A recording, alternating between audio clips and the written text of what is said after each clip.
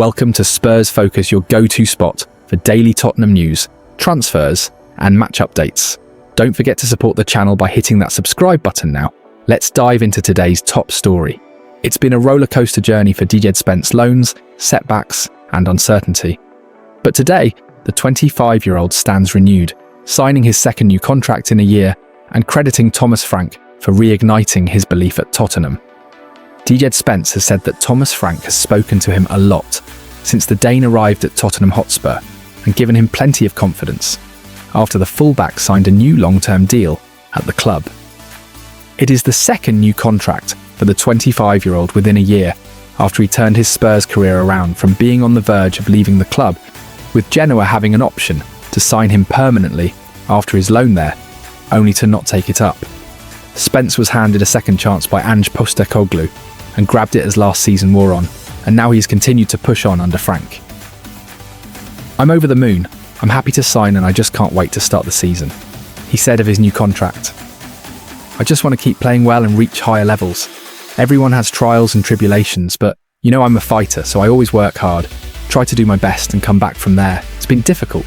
It's been a rollercoaster road. For every challenge I've been resilient, and fast forward, I'm here now. And I'm happy, so I'm just over the moon with everything." He added, "I've definitely grown. I've learned a lot over the past few years, being in different countries, learning new things." Spence ended up playing 35 matches for Tottenham last season, able to play either right back or left back, contributing 2 goals and 3 assists amid plenty of strong defensive performances.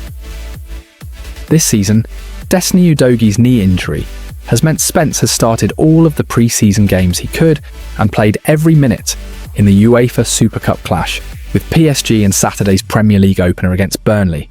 Personally, I think it was a great season for myself. Probably my breakthrough season, you could say, in the Premier League. I was happy with myself, and hopefully this year I can continue that and get to new heights, he said. "It's a good feeling. Hopefully I can continue it again this year and we can win something." On Frank, he added, "The new manager, he's been good with me. He speaks with me a lot and gives me confidence, so I think that is very important for a player. Now Spence is looking to push on this campaign and repay the faith of the supporters and the club. Without the fans, it'll be very hard to get to where we want to get to.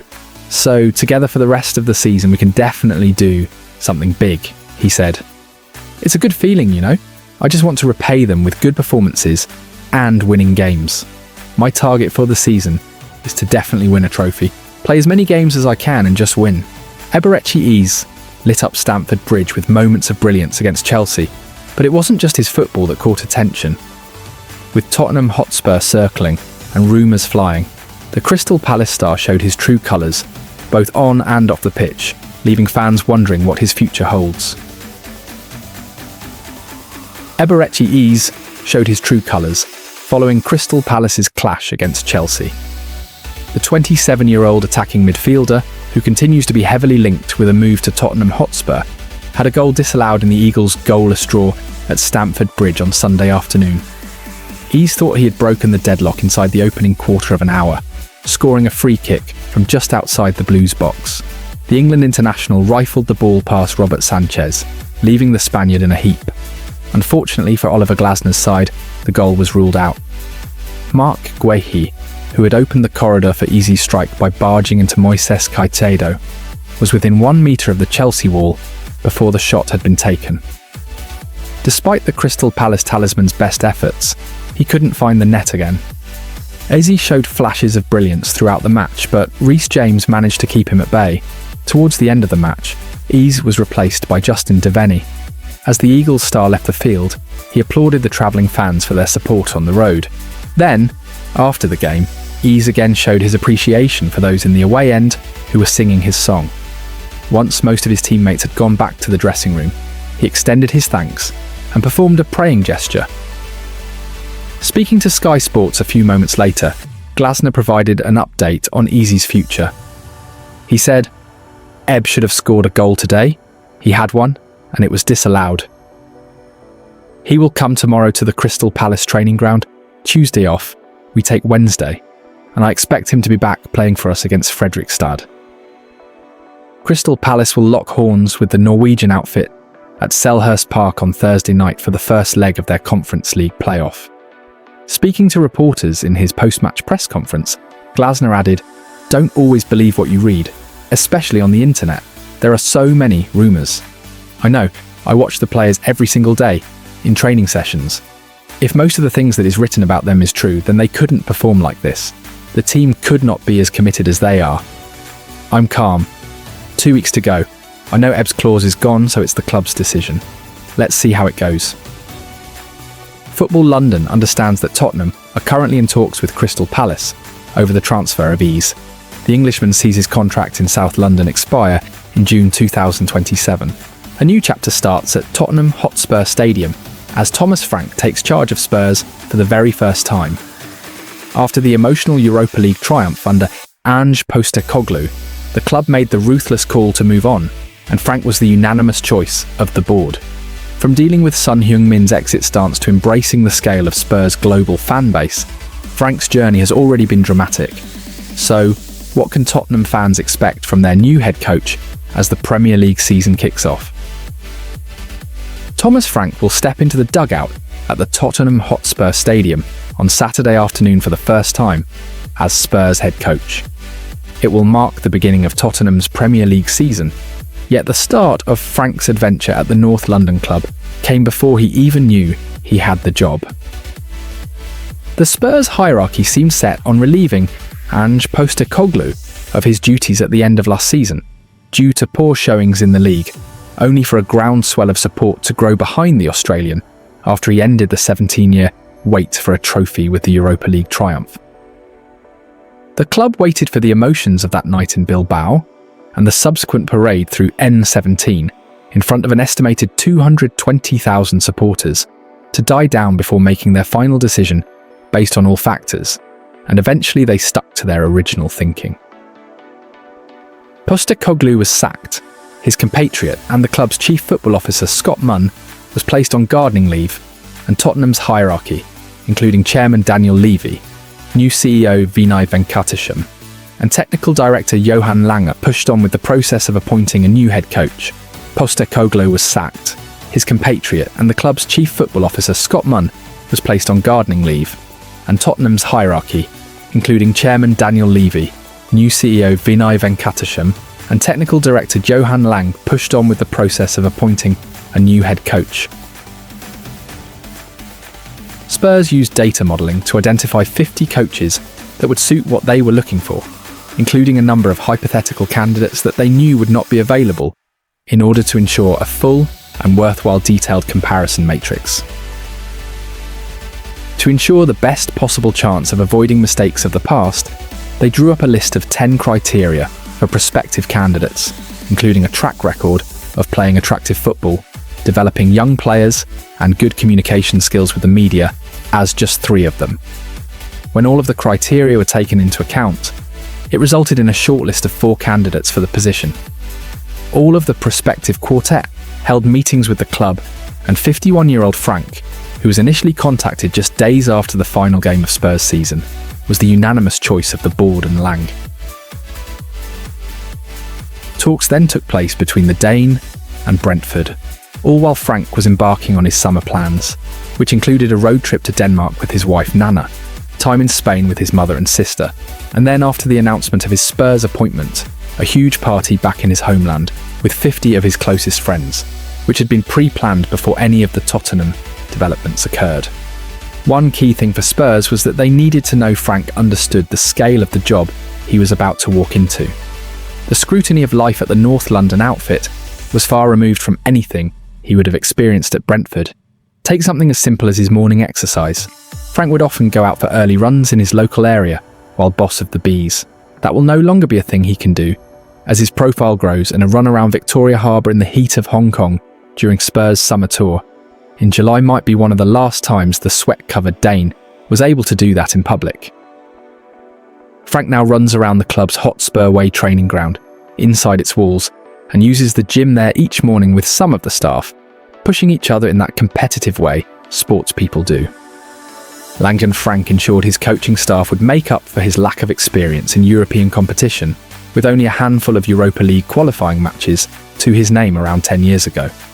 It was on the tour to Asia that Frank realised the scale of the club and its global fan base of millions. He immediately had to deal with the Son Heung-min situation. The Dane had called a number of Tottenham's senior players in the days after being given the job, and the South Korean star was the only one who made it clear that he wanted to leave the club. Frank's way of dealing with the departure of the Premier League icon and Spurs captain has been to his credit this summer, drawing praise from inside and outside the club, as well as from Son himself. The new head coach's communication style since arriving at the club has been the subject of some discussion within its walls. He brings with him an openness and positive approach, something shared by his coaching staff. After the tough times last season inside a beaten-down squad that felt put upon by circumstances at every turn, with injuries and the obstacles Christian Romero spoke of in his goodbye to Postecoglou, a positive approach has been no bad thing after the grind of the previous campaign. One of the consistent things you'll hear about Frank is he's just a good human being. That's not to say the new man is all sunshine and smiles. He can fix you with a stern glare in an instant, and Yves Bissouma has already found that the Danes' non-negotiables, including timekeeping, cannot be well negotiated. The Mali international's frequent tardiness cost him his place in the Super Cup squad, his third summer in a row of disappointing a head coach before the season began. It will likely end up being Bissouma's last summer at the club. Those who might think that after Postecoglou's well-known style of speaking, only in key moments to individuals, the conversational Frank would be a chatterbox in comparison to all of his players should think again.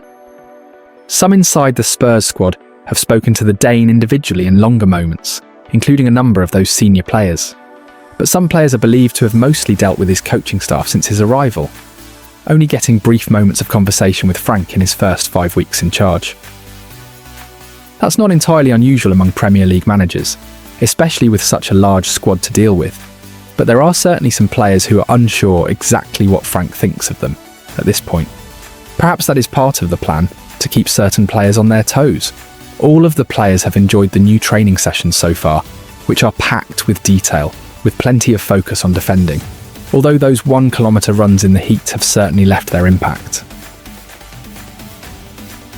Justin Cochrane and Matt Wells, close friends and highly rated coaches who know Spurs inside out, have been drawing up plenty of interesting sessions with Frank to help build the structure required in the team. Andreas Georgsson's set-piece and restart work has already paid quick dividends, and those situations are among the low-hanging fruit Ben Davies spoke of this summer that can improve Spurs. The blocking drills for all players have also brought immediate results in the games in Frank's first 5 weeks, with players trained to react quickly, to put their bodies on the line, to stop shots in front of goal. On the subject of bodies, injuries have not been exclusive to the Postecoglou era. Frank has lost Dominic Solanke, Destiny Udogie, Mana Solomon, new arrival Kota Takai, and of course James Maddison this summer, the latter for much of the coming season. He already had Dejan Kulusevski, Radu Dragusin and Brian Gill on the long-term injury list when he joined. There is a belief within Tottenham that the load on the players was not managed correctly during last summer's pre-season, especially with players coming back from their Copa America and Euros exploits, and that was a major problem that seeped into the season with the extreme style of play under Postecoglou. On the medical side, Football.London reported last month that Tottenham's Director of Performance Services, Adam Brett, and Head of Sports Science Nick Davies had both left the club after only a year. Davies tipped with moving to Everton. Spurs are in the process of looking for 2 new heads of department for that big picture stuff, with the day-to-day running of the medical side believed to not be impacted. Another key aspect of Frank's first summer has been the transfers, both in those made and those missed. There is an acceptance within Spurs that the uncertainty around Postecoglou's future impacted transfer activity out of the gate. Then in Frank's early weeks behind the scenes, comparisons were drawn to Arne Slot's first few months at Liverpool, in working out his new squad's strengths and weaknesses, before committing to bringing new faces in. Mathys Tell's loan was made permanent before Takai was signed as a prospect from Japan. Then Spurs made their first big move with the £55 million signing of Mohamed Kudus from West Ham.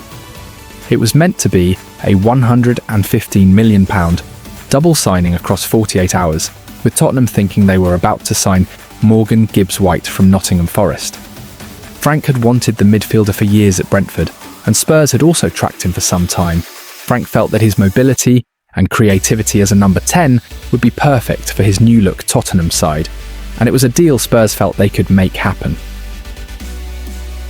The North London club made a £60 million bid for the England midfielder that appeared to have triggered a release clause in his contract, with it having been made clear to them that the 25-year-old was keen to join and play Champions League football.